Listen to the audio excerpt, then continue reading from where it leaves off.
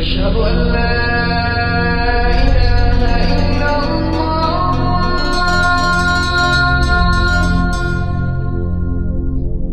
أشهد أن لا إله إلا الله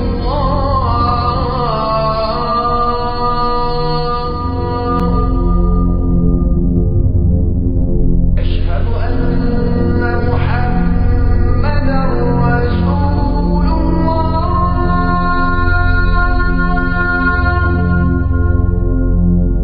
أشهد أن محمدا رسول الله أشهد أن لا إله إلا الله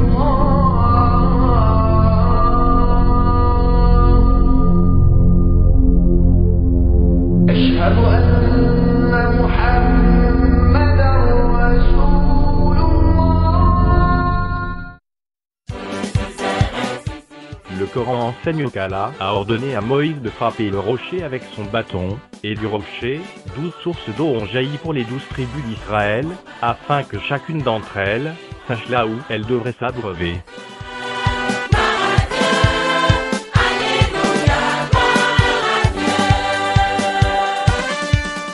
Et rappelez-vous, quand Moïse demanda de l'eau pour désaltérer son peuple, c'est alors que nous dîmes, frappe le rocher avec ton bâton.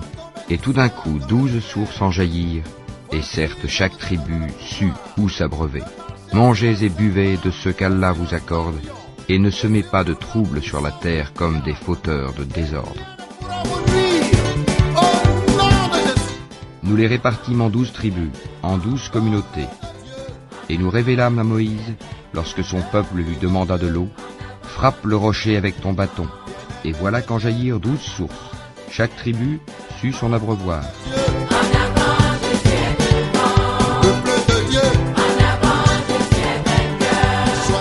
Ce n'est pas le cas dans la Sainte Bible, car l'Éternel a ordonné à Moïse et à Aaron devant les enfants d'Israël, de parler au rocher, qui était un type, un symbole de notre Seigneur Jésus-Christ, et non de le frapper avec le bâton.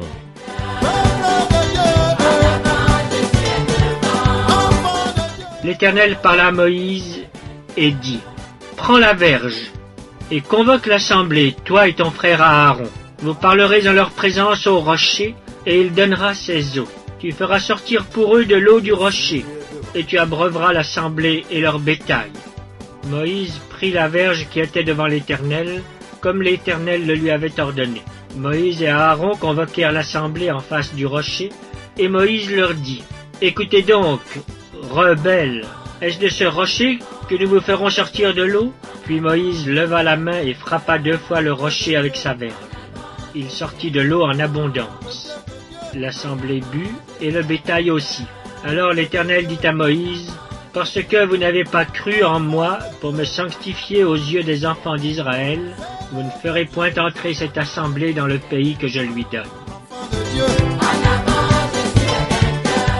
Allah nous révèle ainsi sa véritable identité, et nous donne l'heure juste sur l'attitude de Moïse à ce moment précis de l'histoire de l'humanité. Allah, le serpent d'Éden, a donc même influencé le grand prophète de Dieu Moïse, le poussant à désobéir à Dieu, comme cela est de coutume. Rappelons-nous, Ève et le serpent dans le jardin d'Éden.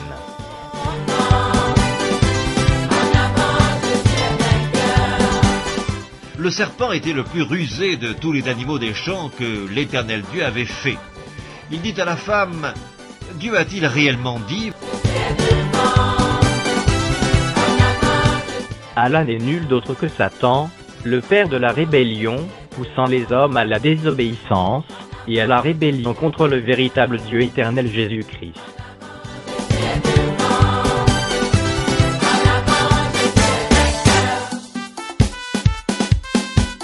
Satan, dégage!